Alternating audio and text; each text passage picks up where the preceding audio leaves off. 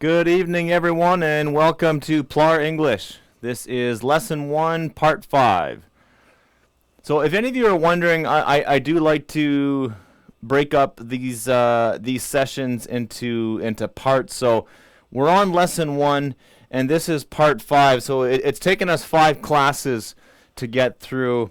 You know, I might actually change that to class, but so we're on class number 5. And this is the last class we'll do on Lesson 1. Starting tomorrow, we're going to move on to Lesson 2. So we're finishing up Lesson 1 tonight. We are in Week 3 of classes in Term 1A. This class will go until November the 2nd, and we are live every Tuesday and Wednesday, 6 to 7 p.m. Central Time. Technically, that should be 6:55. We go to 5 minutes to the top of the hour. Once again, want to give you a reminder, a little extra incentive to complete your first 2 lessons. So that would be, for us, that'd be Lesson 1 and Lesson 2 of PLAR English. Or if you're taking science, math, or any other course with WASA, you just need to submit the first 2 lessons, and then you have a chance to enter a prize draw for an iPad. There are many ways you can watch and listen. Now, I just want to draw to your attention, I just realized this today, that the online radio, these are archives, so that's not technically watching them live. The database is not up and running right now. We hope to get it up and running right now. So that one, for the time being, that one's not working. I'll adjust my slide accordingly, but that website is not working right now. But this one definitely is. So if you have an internet connection, you can access the class through Zoom, and of course you can watch and listen through Bell ExpressVu, tune in through the radio, and you can always phone into the studio.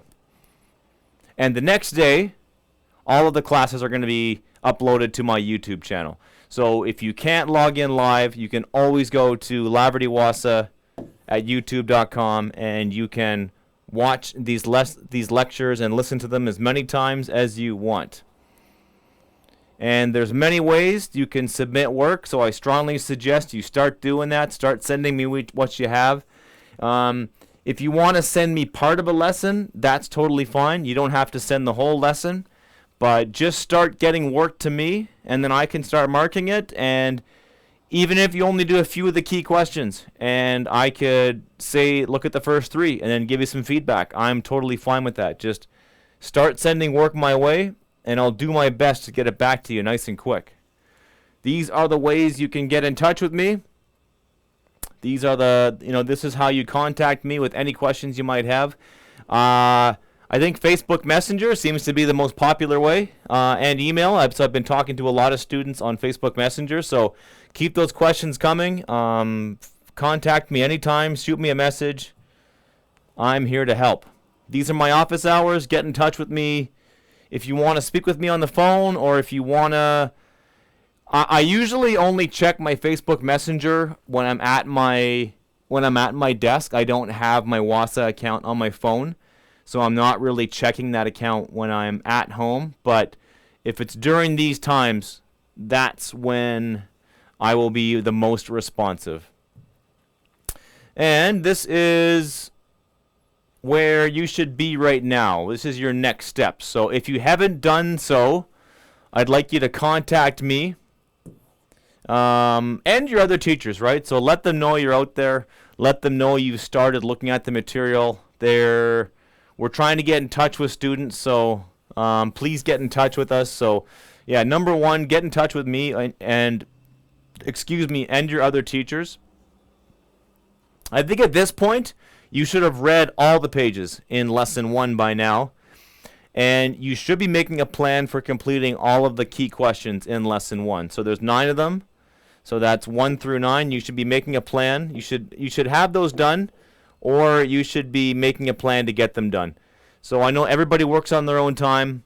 Everybody's busy. I know you got a lot going on in your lives, but if you want to complete this course and not have a whole bunch of stuff due at the same time and stress yourself out, do your best to get these lessons out. And if you have a question or you're unsure about something, let me know. And I think you should be starting on lesson 2. You should be reading it. And I'm going to be going through lesson 2 with you live during these classes, but you should be reading it on your own time, and I'll be giving you some information on the side to help you understand what's in lesson 2. And like I mentioned, this will be our last class where we discuss lesson 1. So I'm moving on from lesson 1. Whoops, let's see here. Just don't want to erase my work. Yeah, so tonight is the last class that we'll talk about lesson 1 as a group. But if you have any questions, about lesson 1, feel free to talk to me about that. I can talk about any of the lessons at any time, just one-on-one with a student. But we have to cover 4 more lessons, and we only have 6 more weeks to do it. So it's the lessons will be covered a little bit more quickly from here on in. But lesson 1 is the longest one in terms of how much stuff you have to read, and I think it's about 70 pages, where the other lessons, it's not as much reading as the other ones. It's still like probably the same amount of work, but a lot less reading, but more writing in lessons 2, 3, 4, and 5. And then, of course, once you're done your 5 lessons, then you have a culminating assignment, either a test or one final assignment. So let's move on into our last lesson in our last class in lesson 1. So we got the Terry Fox run coming up. So I've got 2 sons in school. They are fundraising for the Terry Fox, the Marathon of Hope. So that's our man Terry Fox right here. But I thought, I love history, so I thought I'd draw your attention to 2 other famous runners. So we've got one from the very distant past. We got Tom Longboat.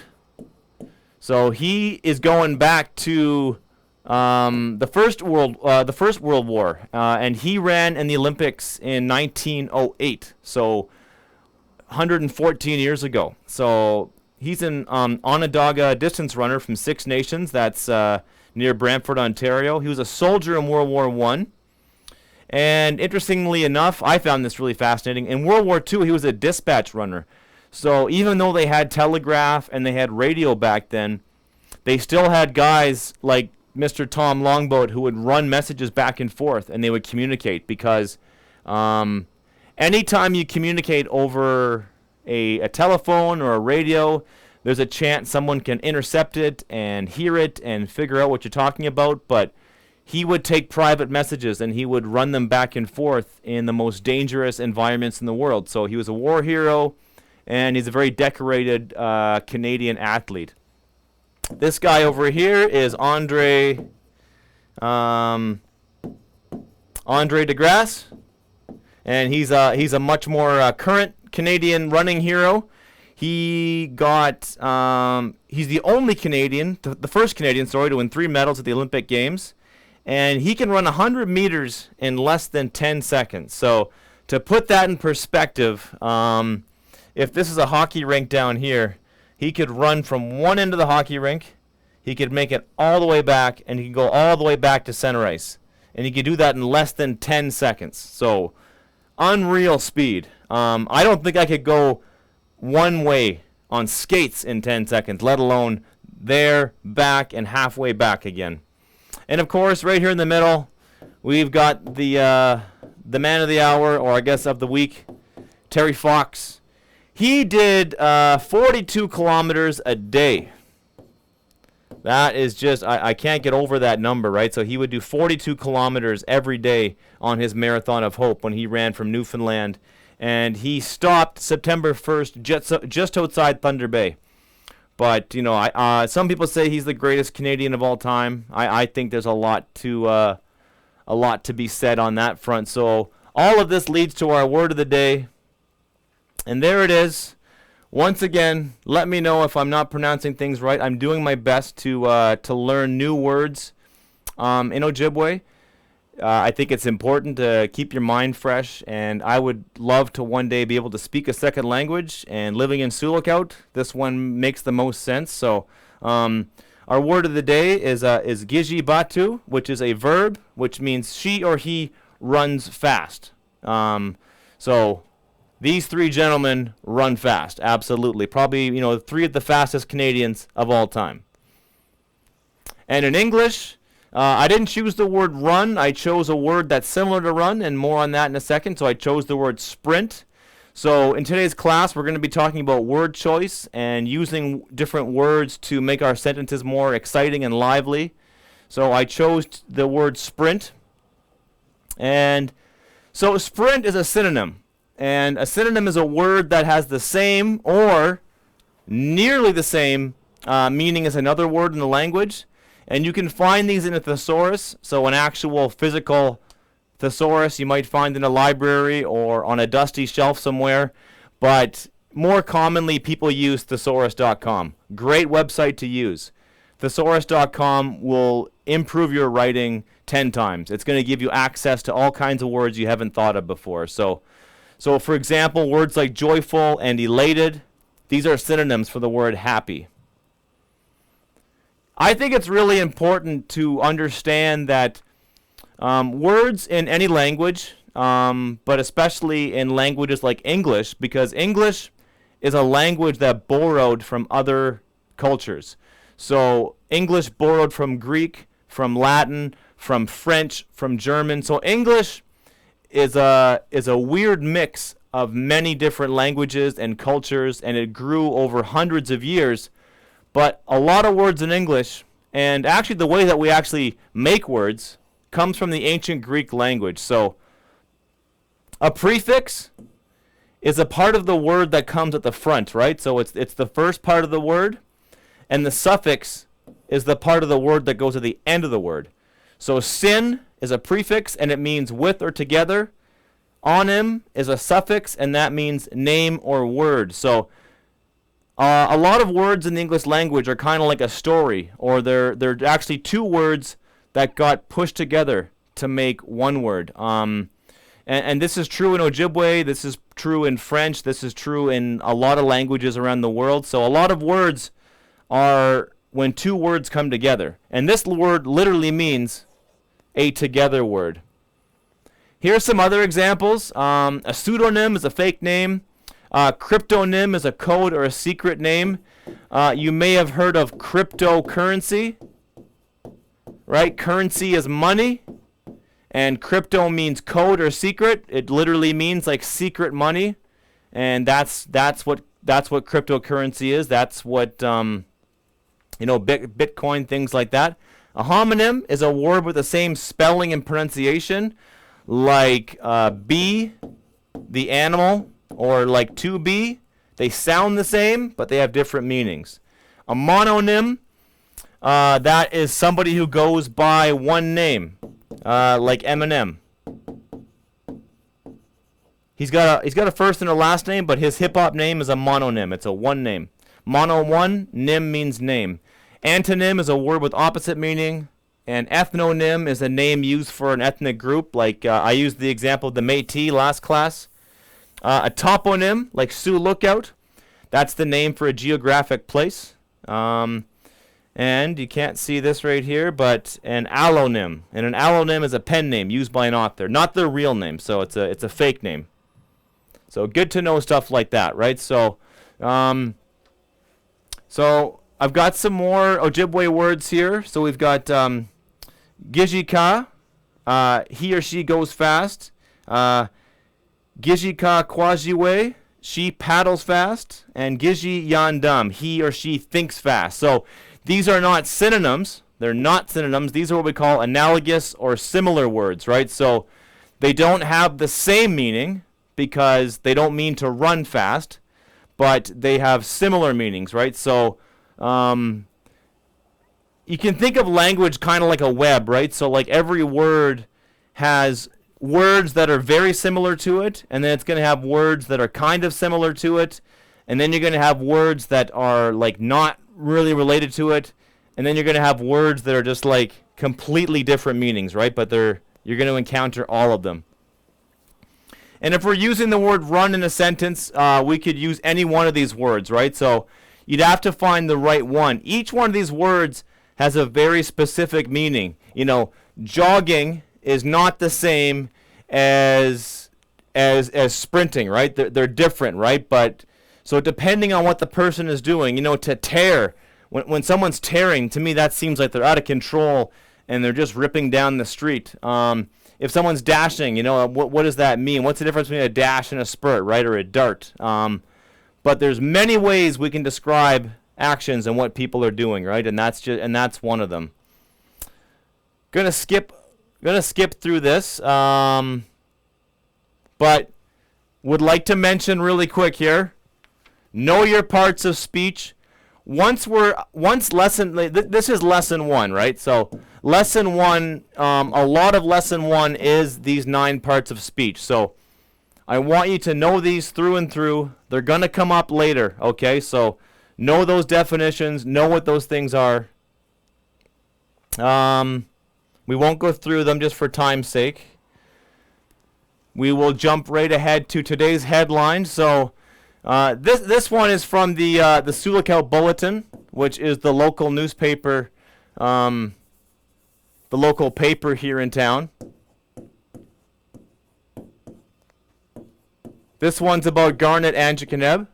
He's one of Sioux Lookout's most famous people.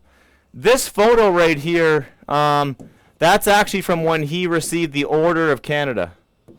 So this is one of the highest honors you can get as a Canadian citizen. And then right here is a woman named Peggy Sanders. She won the Order of Canada too, right? So they won that medal at the same event, right? So it's 2 of Sioux Lookout's most famous people. So in this headline, Sioux Lookout residential school survivor shares fears regarding new legislation. Sioux Lookout's Garnet Anjikaneb, a survivor of Pelican Lake Indian Residential School, said he is fearful that a legislative change may see him sent away from the community. So there's a reason why they're bringing up his past in residential school, because as a young boy he was forced to leave his home and moved to a different community and attend a residential school. And then what he fears is that in his old age, he's going to be forced once again to move to a different community because he can't find somewhere to live in Sioux Lookout. So that's why they bring up his past in that way, right? So he's really hoping that doesn't happen. And I would really hope that a lot of our elders and older people in Sioux Lookout don't have that same fate. So it's a big problem in Sioux Lookout. So that's our headline. I've broken it up into its different parts. The blue is the noun. Red is the prepositions, green is our verbs, and our orange is our adjectives, okay? So that's our sentence. And that's how we break it up. I talked about noun phrases, so this whole block, even though it's 1, 2, 3, 4, 5 words, that's one, we treat that as one noun. It's also the subject, right? What he did was he shared. He shared what? He shared his fears. Regarding is a preposition. That's a relationship word. So regarding basically means the same as about.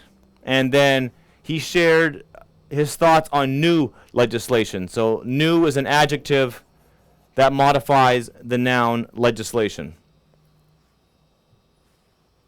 Just seeing how much time we got left. Just a quick recap.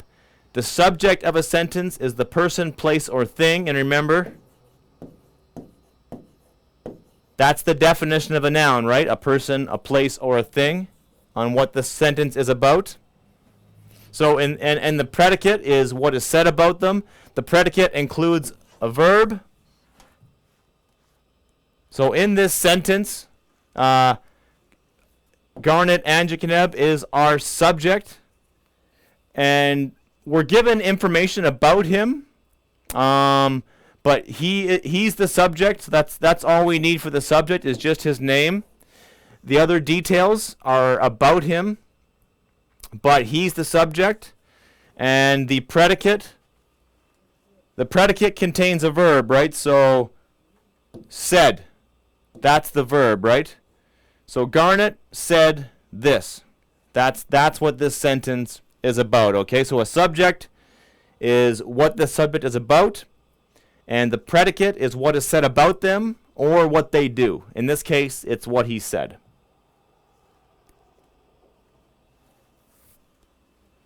Now, I want to demonstrate how to use a comma. Now, we talked a little bit about punctuation in that in our previous class. So actually, I'll jump back to here. So you'll see how it says Sulakouts Garnet Anjikaneb, comma, a survivor of Pelican Lake Indian Residential School, comma.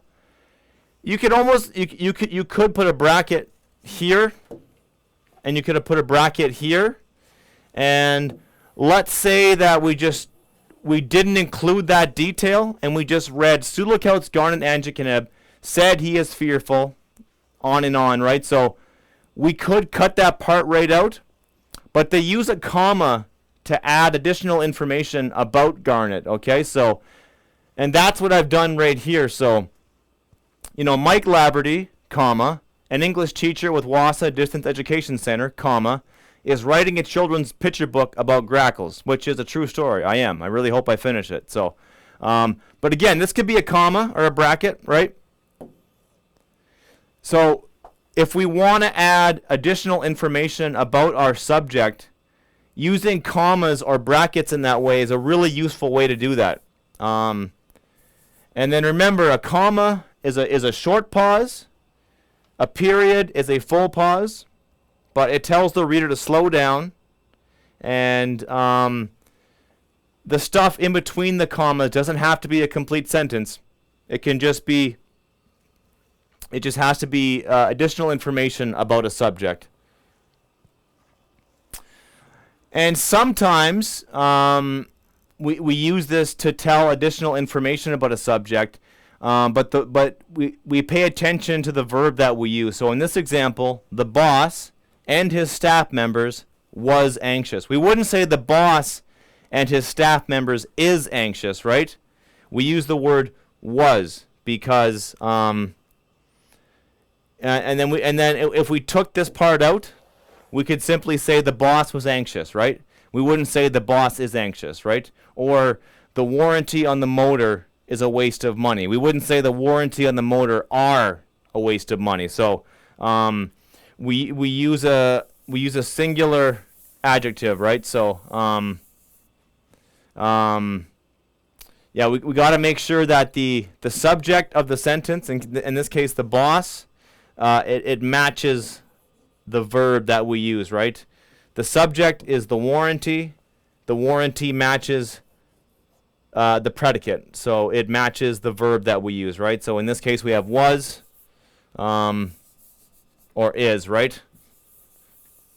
So the subject of the sentence will have a predicate, and the predicate has to have a verb, and that verb has to agree with the noun. So remember, nouns can be plural, nouns can be singular, and the verb that you use has to match up, right? So I am going to the movies tonight, not I am or I is going, right? Or they are going to the movie, not they is going to the movie, right? So we use are for plural nouns, and we usually use is for singular nouns.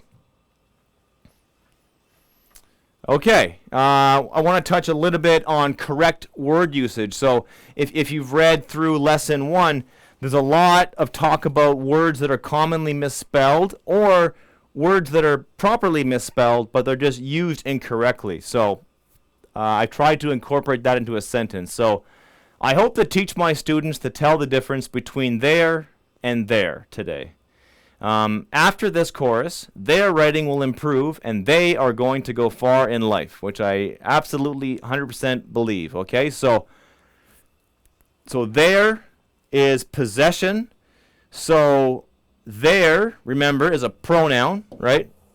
The word there is a pronoun, and we can't use a pronoun unless it refers back to a noun. So in this case, it refers back to students. Students is my antecedent, right? Students come first, and then when I use the word there here, I'm talking about my students. So who's writing? They're writing. Who does they refer to? Students, my students, right?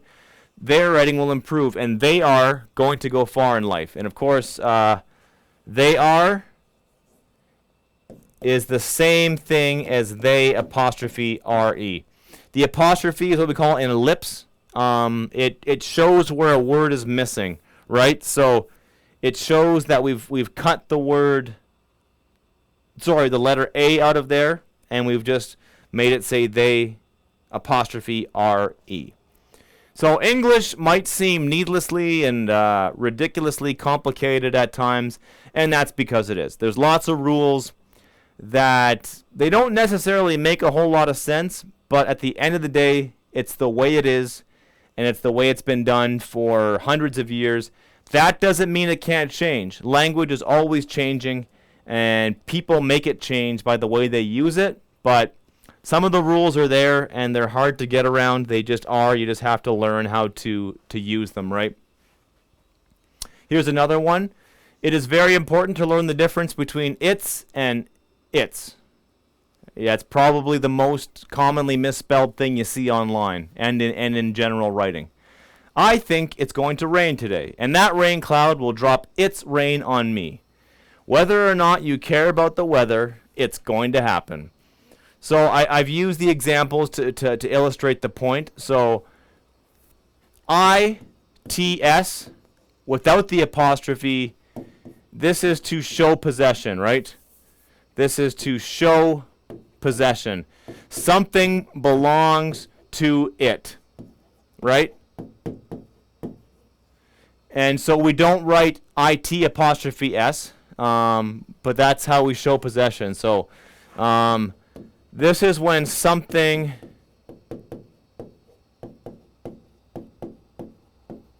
belongs to it, right?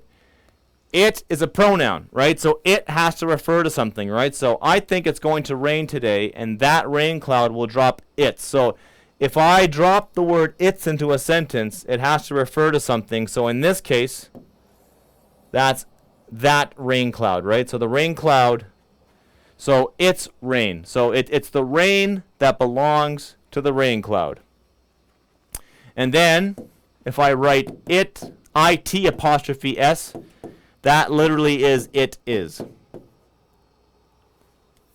And that's why that rule is there, because you can't have both, right? So you want to avoid confusion. So it apostrophe S is it is, and its without the apostrophe is something that belongs to it.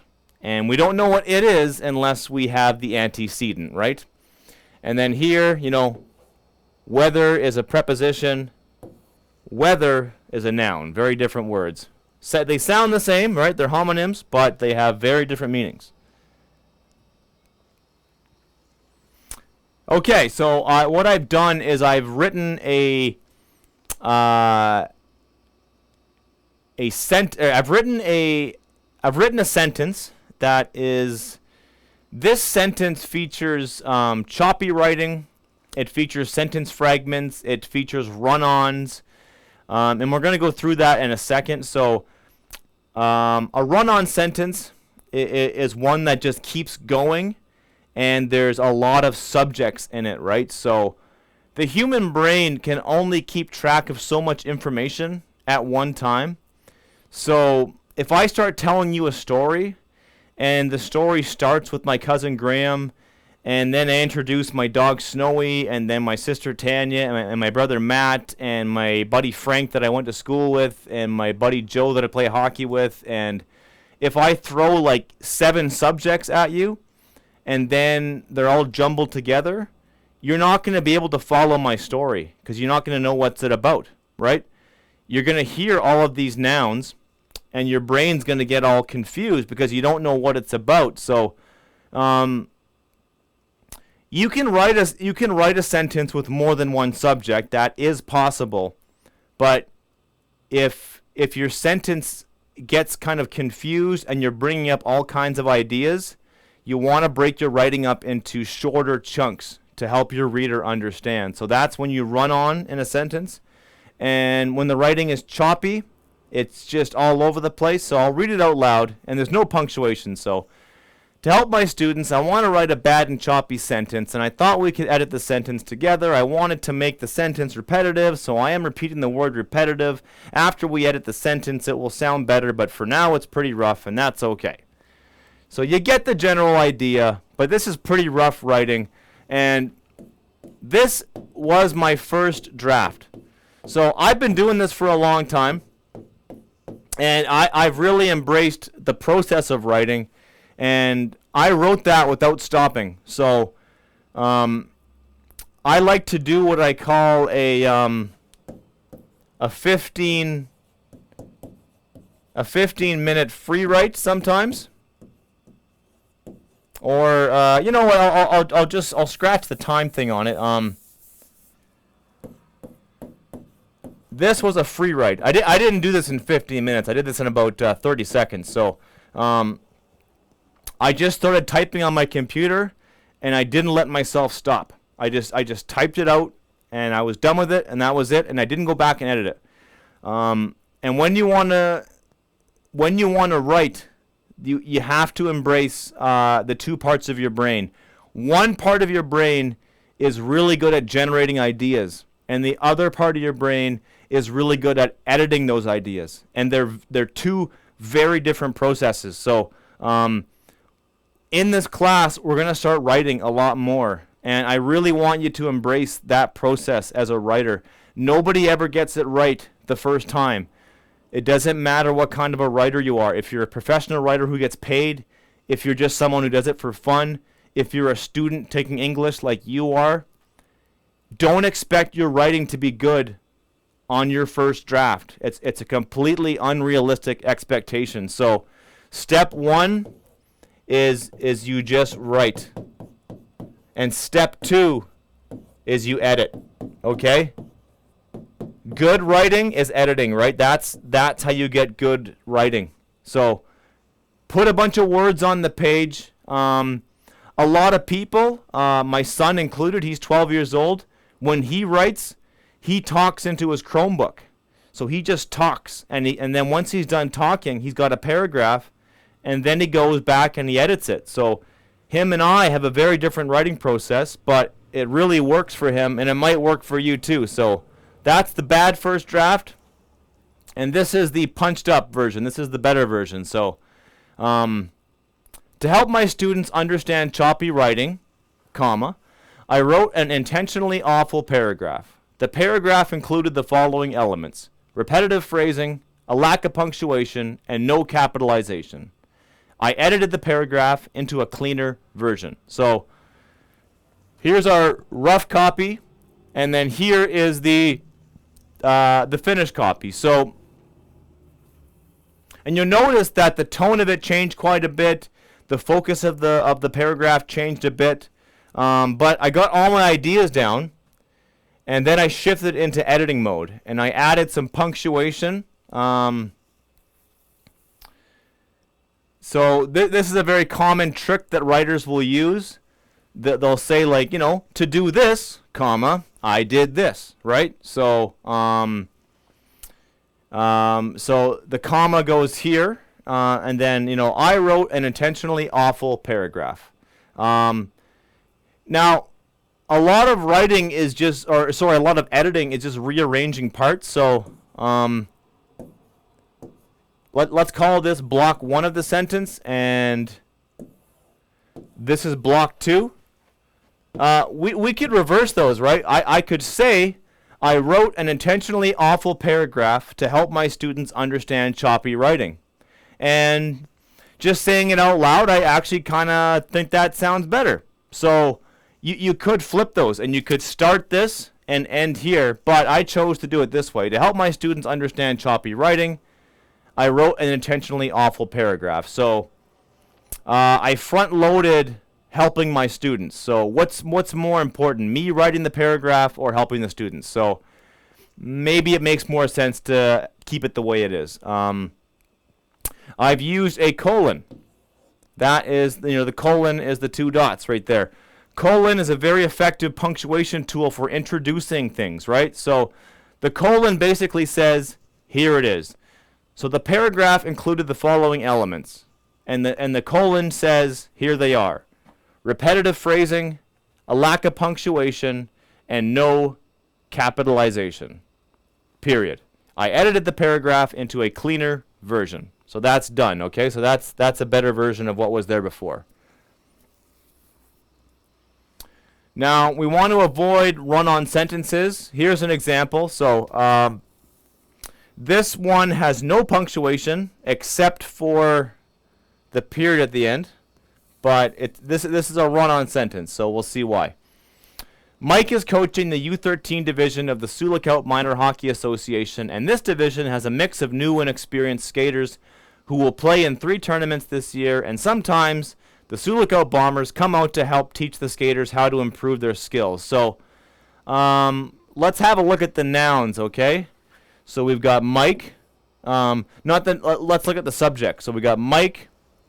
I'm going to say new and experienced skaters. And I'm going to say the Sioux Lookout Bombers, okay? Each one of those could be a subject of a sentence, right? So you have me, the coach. You have the kids that I'm coaching. You have the junior hockey players that come out and help me coach. You also have the association. You have the tournaments, right? So there's a lot going on here, right? So I'm trying to tell you what it's like to be a coach and what I go through, but I'm throwing a lot at you as a reader. So this is better. This is much easier to read. So Mike is coaching the U13 division of the Sioux Lookout Minor Hockey Association. Period. Skaters in this division, who are both new and experienced. So again, I've used the commas, and we could replace those commas with brackets, okay? A lot of writing is choices, right? Commas will work, and so will brackets. It just depends on what looks better. I myself prefer the commas. I think they work better here than brackets. I can't really tell you why, but that's the way I would do it. But the brackets and the commas, they work the same way. So there's skaters in the division, and inside the commas, it's additional information, right? They're new and experienced, right? But it's a way of including information. So skaters in this division, who are both new and experienced, will play in 3 tournaments this year. Period. Members of the Sioux Lookout Bombers are teaching the skaters how to improve their skills. So Mike is a subject, skaters a subject, and members of the Sioux Lookout Bombers. That's subject 1, subject 2, and subject number 3, right? So instead of one sentence that tries to cram in 3 subjects, I have decided to break this up into 3 sentences, and I have one sentence per. I have one subject per sentence. So I think this version reads a lot better, and it's the same information, right? It's the same content, but it's just organized different, right? It's just organized in a different way, and I think that this is a lot easier to read, and it's much clearer writing. Okay. When we write, we want to use specific words, right? We want to use specific words because this is where we get power in our writing. Okay, so when I worked at Tim Hortons, I was a good worker that worked well with others. This is a sentence that you might see on a cover letter or a resume if someone's trying to get a job, right? Nothing wrong with that sentence. That sentence is grammatically correct. None of the words are spelled wrong, but we could make that sentence better. So this, again, this is the first draft. This is, this is number one. This is the first draft. This is free writing, right? This is getting our ideas on the page, right? This one down here, this is second draft. This is our second draft. This has been edited, right? I can't write today. This has been edited, right? I wrote this sentence right here as fast as I could. I didn't think about it. I just wrote it. This one, I thought about it and I edited it. I made it better. So good. Everybody wants to be a good worker. All right, but you want to be more specific than that. Sure, you were a good worker. What does that mean? Well, that means I was responsible. Responsible is a much better word than good if I want to hire you. If I'm the boss at Tim Hortons and you want to come work for me, I don't want to hear that you're good. I mean, I do. I don't want to hear that you're bad, but I want to hear that you're responsible. And instead of saying you're a worker, tell me you're an employee. And don't tell me you work well with people. Tell me you worked respectfully with them. And who did you work with? My colleagues and my supervisor, right? So this sentence is more specific. It's more powerful. It's just a better sentence. Now, the English language, we have different kinds of sentences. Most sentences in English are declarative sentences. They make a statement about something or someone. So most sentences, especially if you're reading a nonfiction book, if you're, like if you're reading like a textbook, if you're reading the news, right? This is going to be declarative. It's going to be a statement about something. Like the Ottawa Senators signed forward Tyler Mate to a 1-year US $1.35 million contract. Most headlines are written as declarative sentences. And again, most textbooks, anything that's information based, right? Anything that's just giving you information, that's what it means to declare something. When I declare something, I'm making a fact. I may be wrong, I may be right. I'm just saying how it is or how I think it is, right? The other type of sentence is an interrogative sentence. It asks a question, right? So interrogative, think of interrogation. Think of a scene from a cop thriller, right, where you got the good cop and the bad bad guy, and they're asking him questions, right? So if you get interrogated by the police are asking you questions. So you usually see a question mark at the end, right? If you go to Tim Hortons later, can you get me a large coffee with cream? With 3 cream, right? That's a question. That's an interrogative sentence, right? And again, I've used the comma, right, to separate different parts of a sentence. The sentence could just start here and just forget this. I could just say, can you get me a large coffee with 3 cream, right? That's a complete sentence, right? But in this case, this is a clause, and this is clause 1. And this part is, that doesn't really help. I'll put that's better. That's clause number 2. So sentences are made up of clauses. Okay, so a clause is like a chunk of a sentence. So we put multiple clauses together. It's sort of like building something. And sometimes a clause can just get put side by side, but usually when you join clauses together, or when you join different parts of a sentence, you use punctuation or you use conjunctions, right? So, so conjunctions and punctuation. You know, punctuations, these are, you know, commas and things like semicolons. And conjunctions are words like but and, right?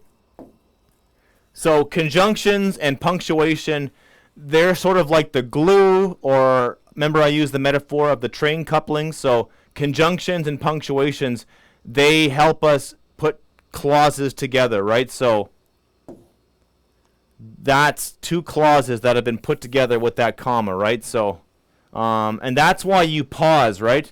If you go to Tim Hortons later, pause, can you get me a large coffee with 3 cream? So if I was talking to you, that pause actually helps you kind of understand what I'm saying. So if you go to Tim Hortons later, so in your mind you're picturing Tim Hortons and you going there, and then I follow that up with, could you get me a coffee with 3 cream?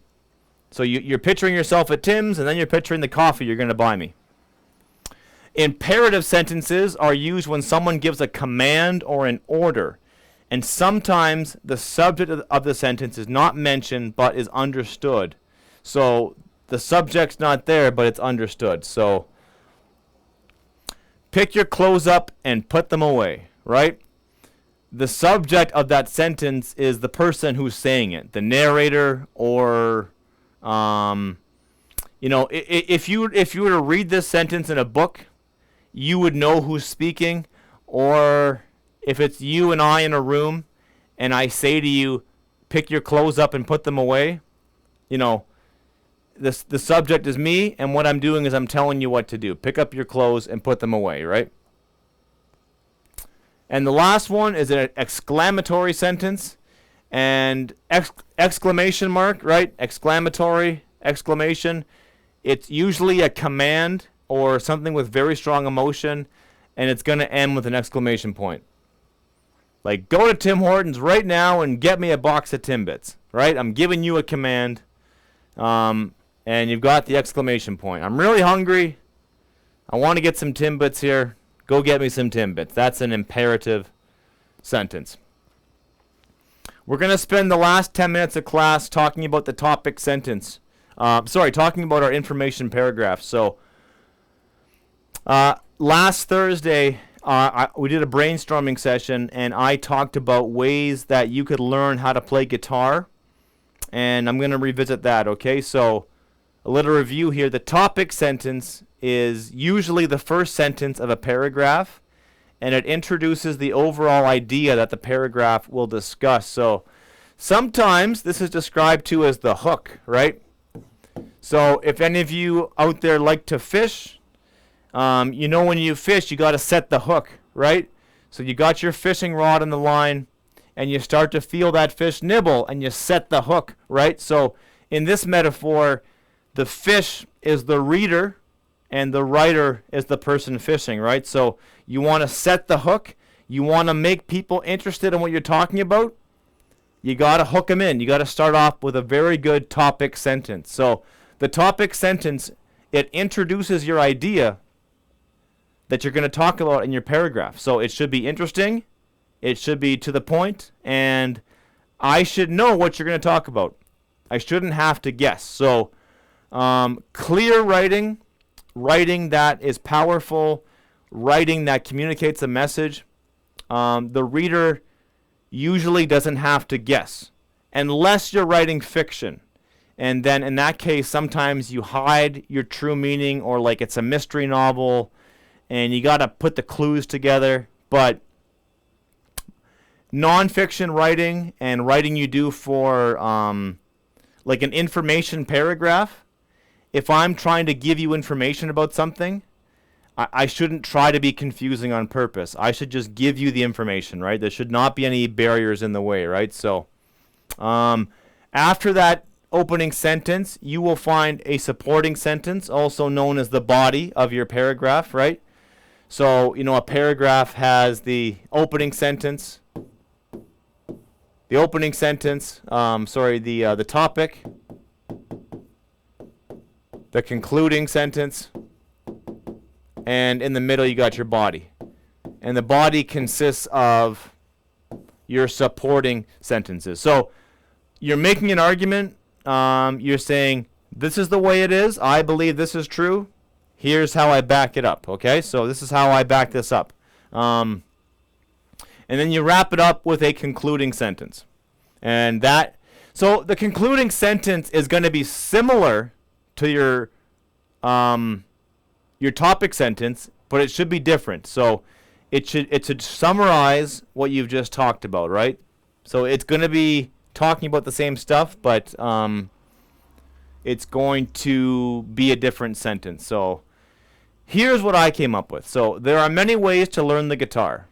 Beginners should find the one that works best for them. That's my topic sentence, okay? So I believe that this is 100% true. If you want to learn guitar, there's more than one way to do it.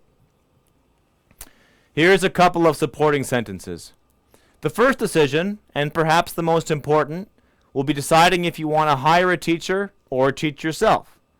For those that choose the self-taught path, a great way to get started is to search for a tutorial of your favorite song on YouTube, right? Okay? If you want a teacher to guide your progress, you can look for one in your community or pay for online lessons. Excuse me. The first weeks will be the hardest, so it's important to stay positive as your fingers adjust. Again, there is my comma and my preposition. So in this case, you got punctuation and a preposition combining to combine these two clauses, right? And then you've got your last concluding sentence. Learning the guitar is a rewarding journey that is made easier by charting a route from rookie to rock star. So I liked this. So that's called alliteration. Alliteration is when all of the words in a sentence have the same sound to them. So I like root, rookie, and rock star all together.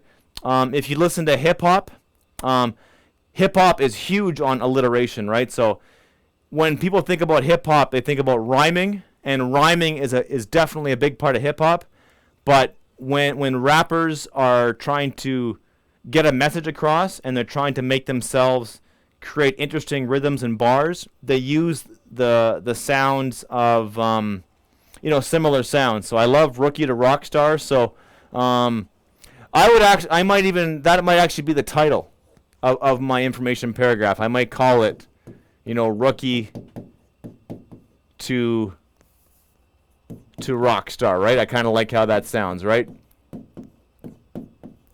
So again, my concluding sentence, it's similar to my topic sentence. The main idea being that there's lots of ways to get there, but you got to find the one that works for you. But I've just been summarized that there's ways to get there, but I think what I'm really saying with this concluding sentence is that you have to chart a path to get there. You shouldn't just jump right into it. You should spend some time thinking about how you want to get from an absolute rookie to becoming a rock star. And when it comes time for me we only got a minute left here, so I'll briefly touch on this. When I go to mark your paragraph, these are the questions that I'm going to ask, but more importantly, these are the questions that you're going to ask yourself, okay? Have I done these things? Have I written one paragraph? Does it have a topic sentence? Is it written in the third person? So don't use the word I, right? It's not about I did this. An information paragraph, it should be written in the third person, right? So, you know what? I actually wrote mine in the second person, right? I used a lot of you and stuff like that, but it was definitely not in the first person, right? So I might actually go back and edit mine. So mine was written in the second person, So I might edit mine to make it into the third person, right? So I'm gonna do my homework, okay? And then on tomorrow I'll show you my edits. Is it written as an information paragraph? Is there 4 pieces of information in the body? I had 4 body sentences. Is there transition words like first or then? I'm not sure if I did that. I'm going to go back and check mine. Did I complete my paragraph with a concluding sentence? I think I did. Did I edit my work for spelling? Did I edit my work for errors? Did I use a dictionary to effectively incorporate new words? So I'm going to go back and I'm going to do my homework and make sure that I did those things. And hopefully you will do the same. And I really look forward to reading your writing. I can't wait to see what you come up with. And I will see you tomorrow at 6 o'clock. Thank you.